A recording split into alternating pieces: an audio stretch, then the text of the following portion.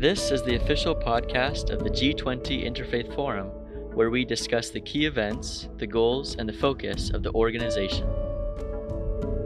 Welcome to another episode of the G20 Interfaith Forum podcast. My name is Stuart Bird.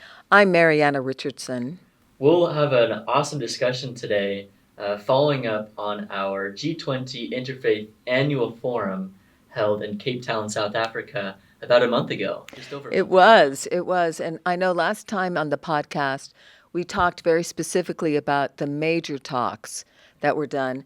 Today, the focus is going to be on our favorite breakouts.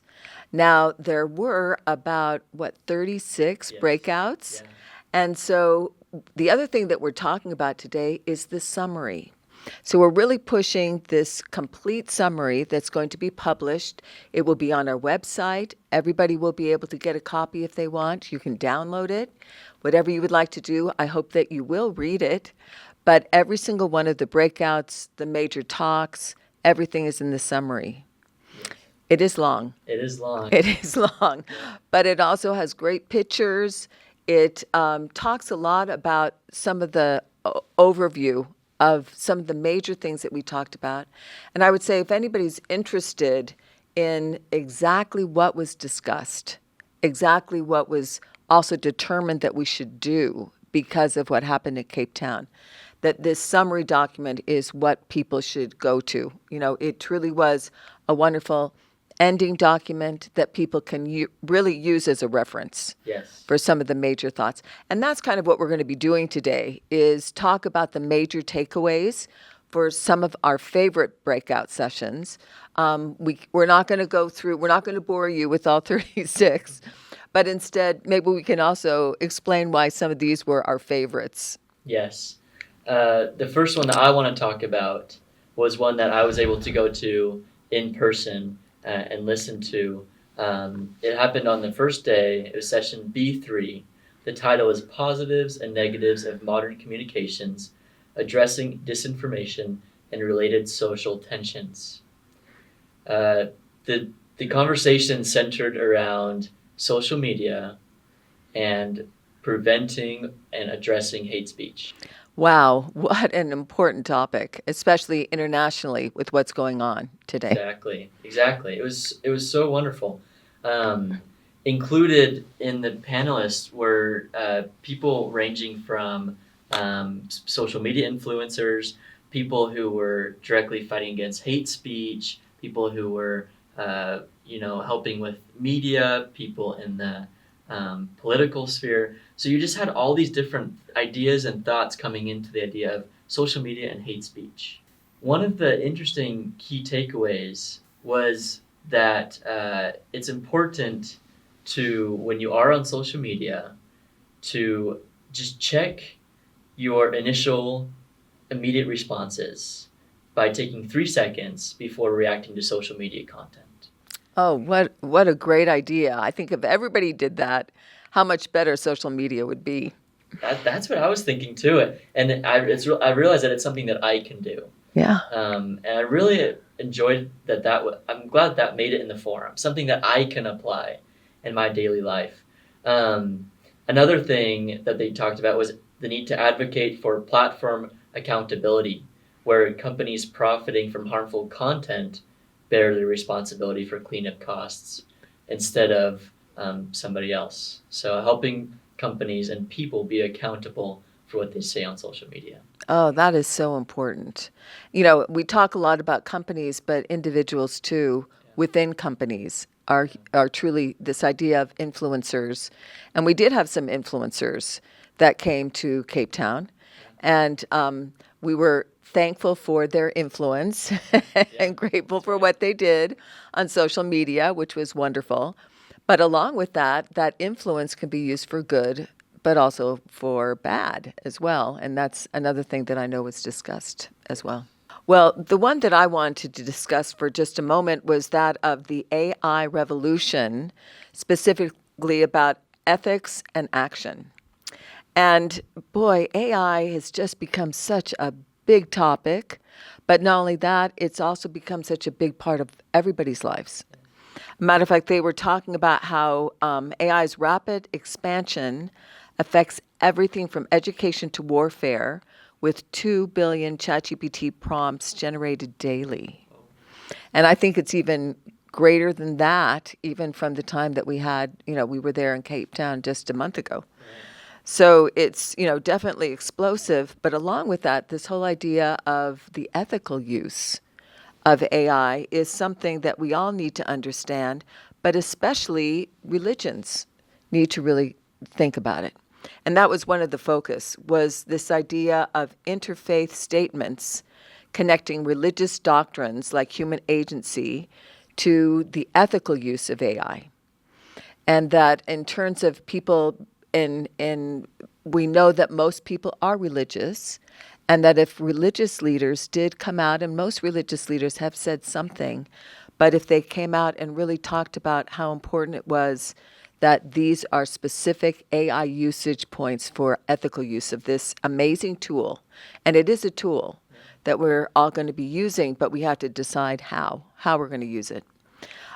They also talked about establishing partnerships between EU policymakers and informed faith leaders to create ethical AI dialogues and frameworks.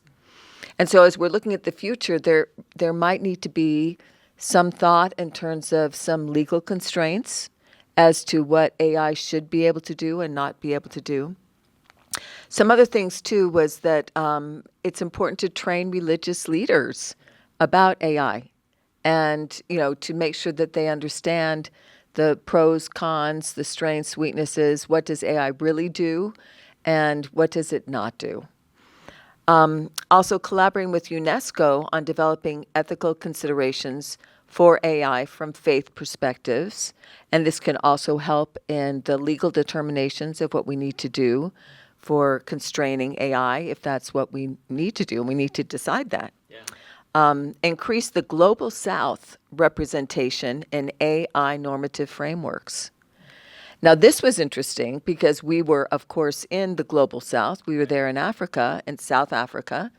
And along with that for me, I think was really interesting because we did have some AI experts that were from Africa that were a part of this discussion.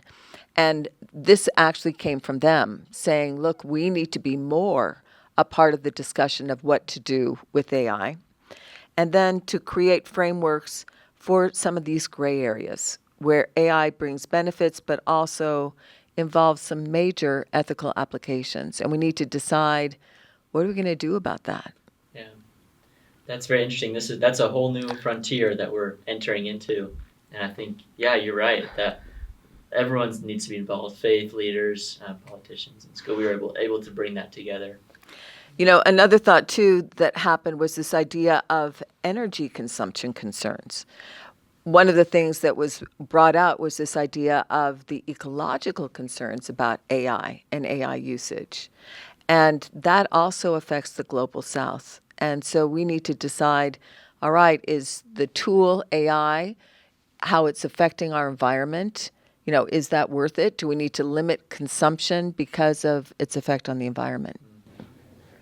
That's very interesting. Another session that I really enjoyed that I was able to go to in person was session number D3, titled Roles of Cultural Heritage in Protection of Sacred Sites. And so this topic was very important. I'm glad it made it in this forum in Cape Town, South Africa. Right there in Cape Town is Table Mountain. It's beautiful. I was so amazed how gorgeous that was. Right, so beautiful, so tall. Just looks over the ocean and the city there.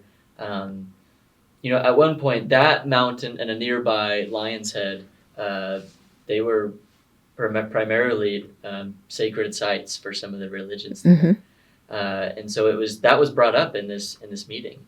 That now it's a tourist attraction, and so it was discussed, how can we maintain these sacred sites and keep them in the hands of the religions, and what's the best way to navigate that, because that's hard. That's a hard issue. And so it was really cool hearing from the different ideas from religious leaders, some from other heavily religious areas like Jerusalem, uh, and there were also some people there who their whole job was working with religious groups to protect sacred sites. And so it was a very wonderful discussion. I recommend that everybody go into the summer and read about it, or go onto our YouTube channel and watch the video recording. Um, but there were many different ideas. Did you ever discuss about how war is affecting some of these sacred sites? Because that's definitely happening in what's happening in the Ukraine, but also what's happening in, the area of Israel and Gaza. Was that discussed at all? It was. At least touched on. Definitely more with what's happening in Israel, and some of the tensions that are coming out of the war, and how that's affecting the visitation of some of the sacred sites there in Jerusalem. That definitely was brought up, because that is a hard issue.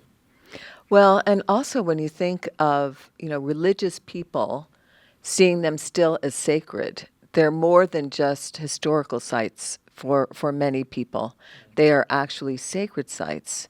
And then to have them destroyed, and also people not able to go to those sacred places, becomes a real issue. So I'm so glad that was discussed.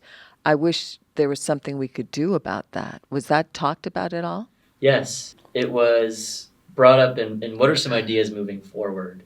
One was to advocate for legislative protection of Indigenous peoples' constitutional rights to cultural and spiritual practice on ancestral lands. Oh, wonderful. So, involving the constitutional rights, and like it said, that these Indigenous peoples and groups have.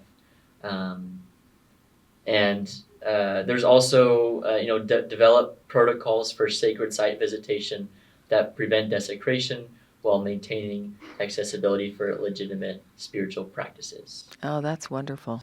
You mentioned about how each one of these breakout sessions, they do have a video on our YouTube video. But I also want to say on the summary, there's also key takeaways for each one and action items.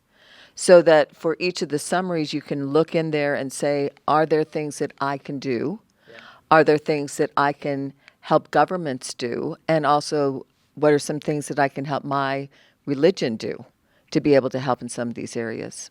Yes, these ideas are meant to help change change us, change the processes that we live around. So these key takeaways and action points are very important.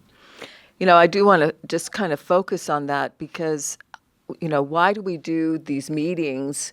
Why do we write these summaries if nothing doesn't happen? We want something to happen because of these meetings. We want something to happen because of these write-ups, that people read it and say, okay, I can do that. Yes. And so that's what we're really hopeful will happen with this. The next one that I wanted to talk about for a moment was in D6. It's women's roles in bringing peace and sustainable communities and religious dimensions to these.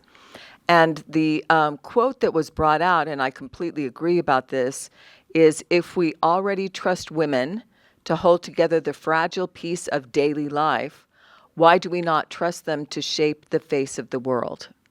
There was also another comment that I completely agreed with that is a critical paradox, that community-based organizations are increasingly run by women, yet this hasn't percolated into higher structures in terms of governments, in terms of even higher up in communities. And so usually women oftentimes are relegated to PTAs or, taking care of a classroom, but to actually be on the board or to be the mayor, those kinds of things are oftentimes limited.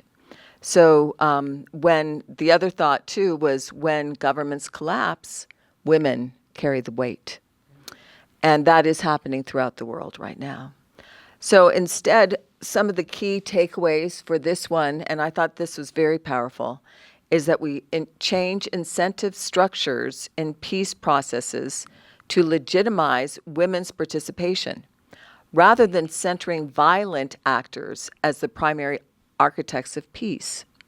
Now, that kind of sounds like, ooh, that sounds really complicated. Yeah. But when you think about it, basically, the people that are making war are the ones that are at the peace table. Yeah. That is a paradox. That is.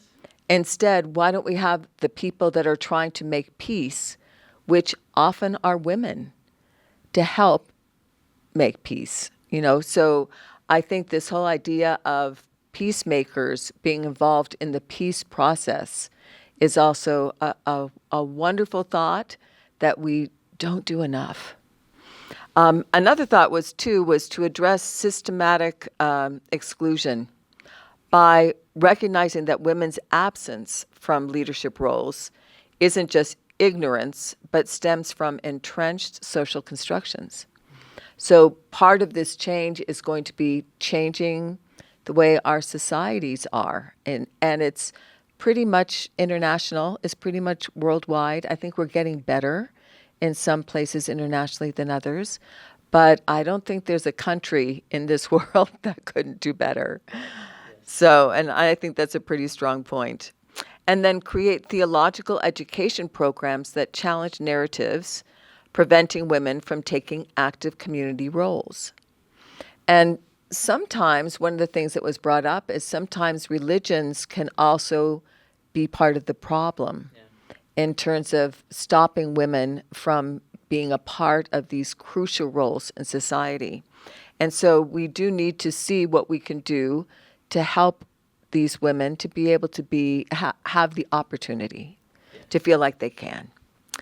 And then to challenge benevolent sexism that excludes women from difficult conversations under the guise of protection.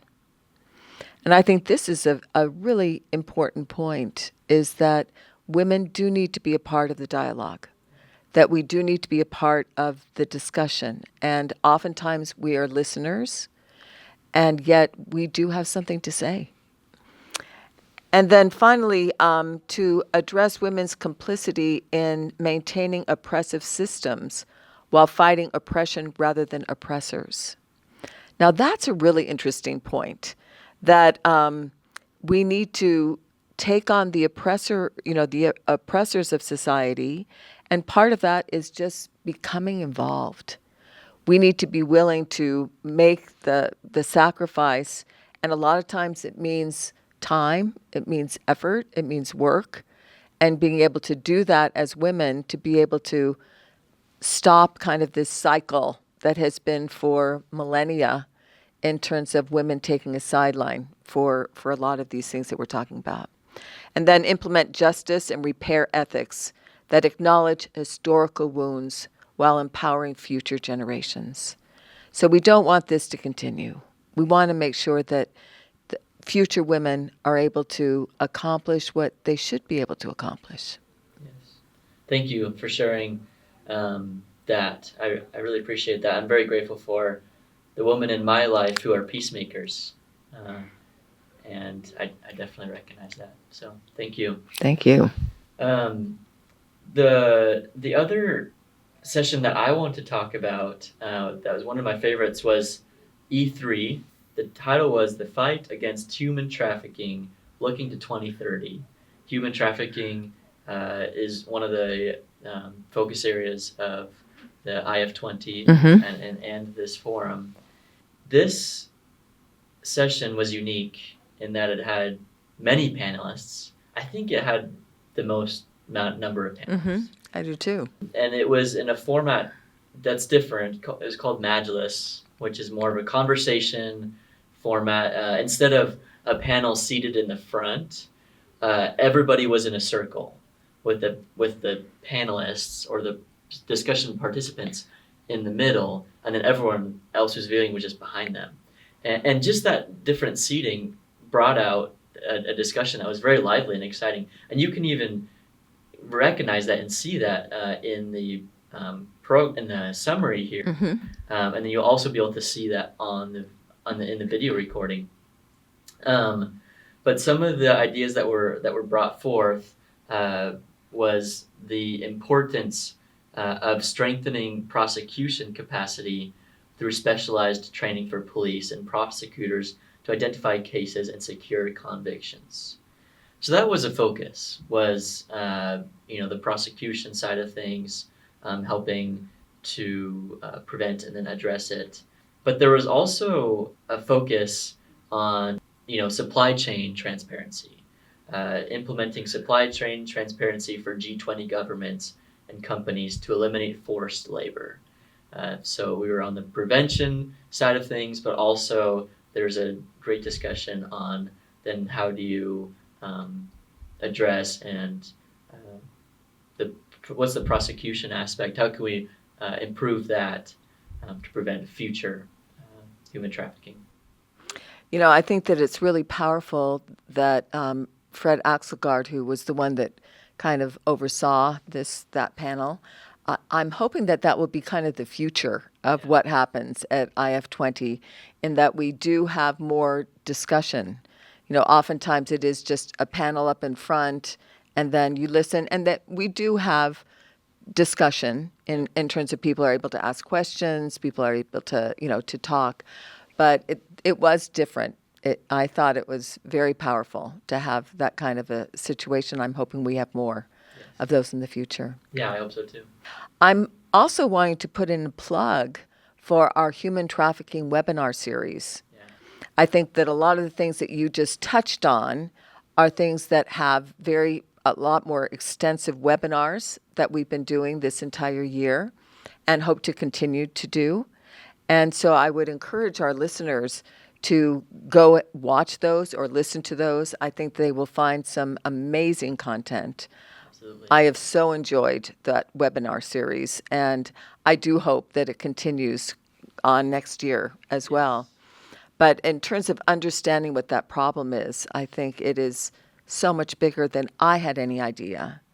And so I think all of us need to be better educated. I think so too. Yep, just there on the YouTube channel, the same place where you will find these video recordings, and just a playlist listed below it, you'll find those monthly human trafficking webinars. So the last one we wanted to talk about actually is about G20 Interfaith Forum. So E2 was an historical reflection and based on a new book that just came out about IF20. And this was, it's kind of fun to have a book that's documenting what we've done. Now, we did have an original book that was published, it was about 5-6 years ago. But this one just came out literally weeks before our forum. And it is entitled Continued Moral Pressure for Responsible Globalization. And this one is specifically talking about IF20 between 2013 on. And so it is a powerful book. It really is very interesting in that each chapter takes a different look at IF20.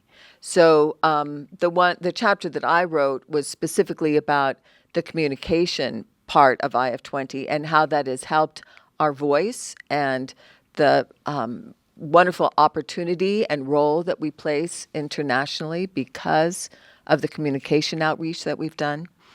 But I do think that Brian Adams shared the origin story of IF20.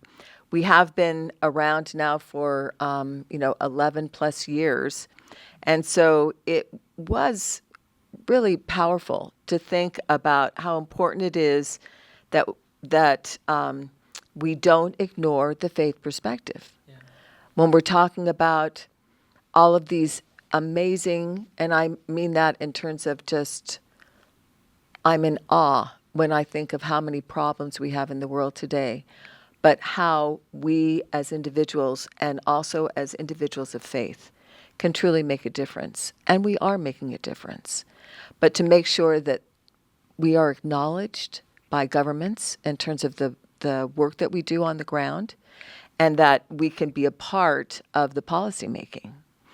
And so IF20, this document, kind of shows the interfaith evolution that has happened in the last 10 years.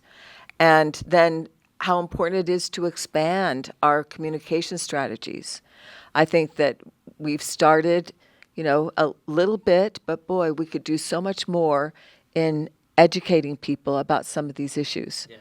I mean, we just talked about human trafficking. That's a perfect example of how we would love more people to understand how big this problem really is. And then to address some of the problems and issues that we're facing as an organization. I would say interfaith organizations specifically, but nonprofits generally, are all having issues and problems right now in terms of finding funding, being able to accomplish what they want to accomplish in the world. And so some of that was also discussed. How can we move forward in a positive way without money? And that's really hard. Also, how can we move forward without support from government? And so all of those are also, started to be addressed. We're hoping that there will be a third publication that maybe addresses some of these issues, and also all that we've done in Africa in the last few years. I think that that has been such a focus for IF20, and it will continue to be a focus in terms of our relationship with Africa and what we can do together to help the problems there, but also to have their input in terms of how we can help the problems worldwide, to have them be very much a part of the conversation of how we can fix problems in the United States. I think all too often we don't allow others to be a part of the conversation of our own problems. And so that is also something that was talked about. It was also discussed about governance gaps in IF20 that ensure religious perspectives, and how important it is, this communication gap between religion and as I said, governments. We need to help the religion to have a place at the table. Yeah. And right now it really doesn't. And then we need to also help global economic decision making. That needs to be something that we're really concerned about, especially given the economic climate and some of the issues, especially in Africa, as we were in South Africa, and some of the concerns about governmental debt and what that's doing to some very poor countries that are just struggling because of the debt that they have. It's interesting that the G20, IF20, G20 Interfaith Forum kind of addresses and takes on so many different issues, like you said. You just brought up several just from that session that were discussed. But obviously IF20 does not and cannot address all those and fix all those issues ourselves. And so given that we are the network of networks, we help bring together people from all different aspects of the world, the faith aspect, political, the different social actors, and together we can make a difference. Well, and I think it's important to say again, there were 50 different religions and almost 50 different countries at this event, and so it really was a network of networks. It truly was an opportunity for so much diversity to come together and talk about these issues. And so that's the reason why we would ask that you do look over this summary and think about ways that you can incorporate some of these ideas in terms of some of the really important work that all of you are doing as well. Yes. To find the summary, you go to www.g20interfaith.org. You will find one of the first tiles there talks about the South Africa Forum, the Cape Town Forum. You will click Learn More. It'll pull up our South Africa Forum page, and right there you'll see the summary, which you can read as a PDF. Yeah, it's right there on the top, and so we hope people will. I also want to put in a plug. We are also doing a documentary. It will be a shorter documentary. It's only going to be about 22 minutes long. It will also be on television there in South Africa, and we would encourage people to go watch that as well. It will be on our website, but it also will be on our YouTube channel. And if you would like to see more about what we do as an IF20, but also some of the policy ideas will also be very much a part of that documentary as well. That's right. Thank you, Mariana, for this discussion. It was wonderful to reflect on this important event. Oh, I enjoyed it too. Thank you, Stuart. And to our listeners, thank you for tuning in to another episode of the G20 Interfaith Forum podcast. Thank you. Hope to see you again.